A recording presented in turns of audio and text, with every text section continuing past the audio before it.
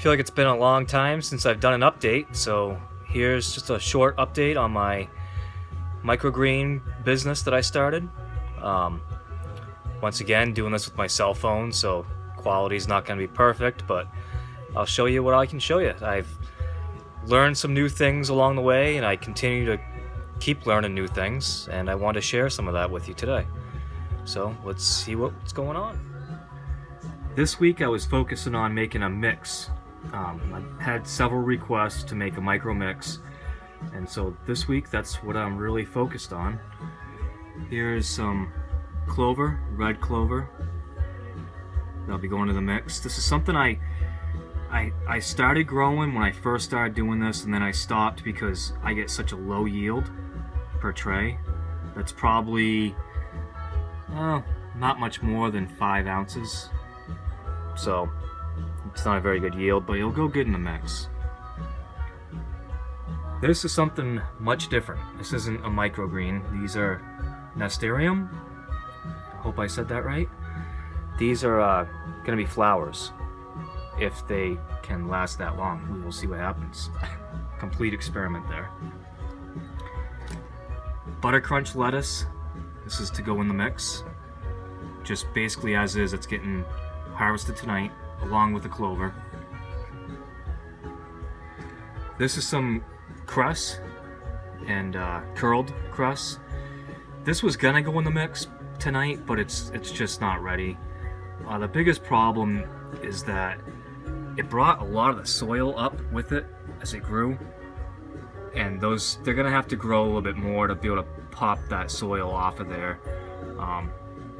Yeah, it was a bit of a problem. I don't know why last time I grew it, or last couple times, I didn't have that much of a problem with the seeds really grab and hold the soil, but I must have done something different this time where they did. Here's some sunflower. I just got done picking most of the shells off of them and watered them really good to try to clean them up. Those are sitting with a fan on them right now, and I want them to dry up overnight before I harvested those. Here's some basil. I grow my basil a little bit differently than most people do. I grow it to about this size or bigger. When they're really small, they're super sticky. You got to get those leaves to be a little bit bigger in order to really be able to get something out of them that's worth it, for me anyways. Here's some peas. Peas are doing great. That's actually dill, and I know it looks terrible now, but I basically just will leave that alone and just keep it watered, and in another couple weeks there'll be enough dill there for a light harvest. I only harvest like an ounce at a time, and I throw it out on the shelf as like a little surprise for somebody that they won't know when it's going to show up, and maybe they'll get lucky enough to find it. Here's some radish. This is actually a mix of radish. I'd like to give this another day, but I don't think I'm going to because I kind of need it for my mix, so I'm going to probably harvest it tonight. It's Trenton Purple and Red Arrow, so I mix them 50-50. Here's some red garnet amaranth, and like I normally have with red garnet amaranth, I've got a couple problems with it. I'm gonna be able to harvest probably half of each tray is actually gonna be salvageable and the rest won't be. So what happens with red garnet amaranth is you'll get die off and it will spread. And I thought that was happening from too much water, where it was just rotting it. But in this case, it's actually too little water. So this is a really tricky microgreen to get just right with how much water to give them. But like I said, there's still a lot of it that's good. I just have to, cut around the areas it's not good. I really wanted that in a mix just to add something that's red.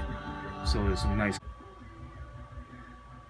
This is cilantro, and this is something I I started recently that has worked extremely well, where I plant the cilantro dry and then cover it with a little bit of soil, and then I get basically no seed holes. I mean, they're almost non-existent.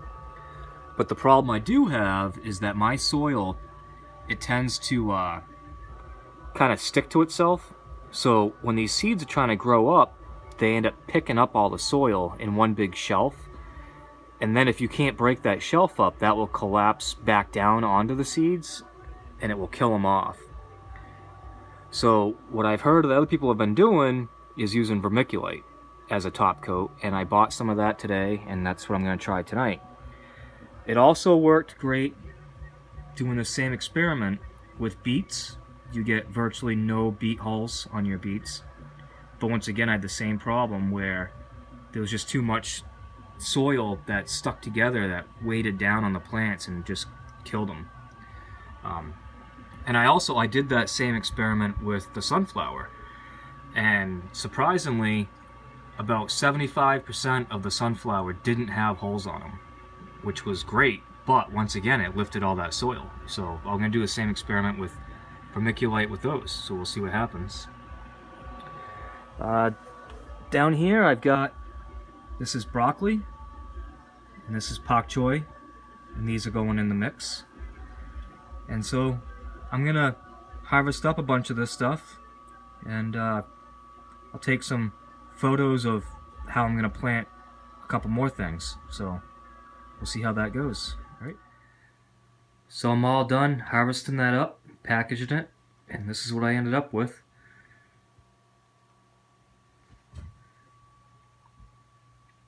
It's a nice looking little packages of salad. These will go to a few of my stores tomorrow. They retail for $5.99. I sell them to the store for $4. And we'll see how that does. Stay tuned for my experiments with the vermiculite that I coated on top of some various seeds. And I have photos of all those that I am testing. And I will give you an update next week on how that went.